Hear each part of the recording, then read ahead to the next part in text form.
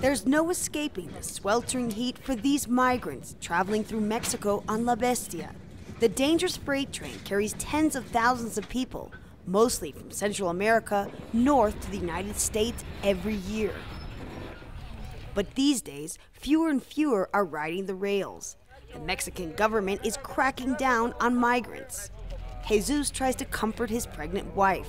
Tired from traveling for 2 weeks from Honduras, they finally crossed the Mexican border. Now they are worried they might get deported. It's getting harder to go north.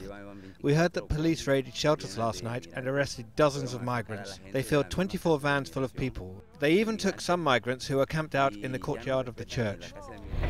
A few hours later, we saw Mexican security forces descend on the very same spot where Jesus and the other migrants had been waiting to board the train. Panic broke out, and some migrants tried to jump to the back of the train to escape the police. Agents from the migration office as well as federal police have all come here, and they're doing a raid, and they're looking for migrants. Now, many of those migrants, they believe, have gotten off the train and are hiding in these bushes. Mexico has deported more than 30,000 people in the last few months. It's the first time in nearly a decade such raids are happening, not just in Arraiaga, but throughout the entire country.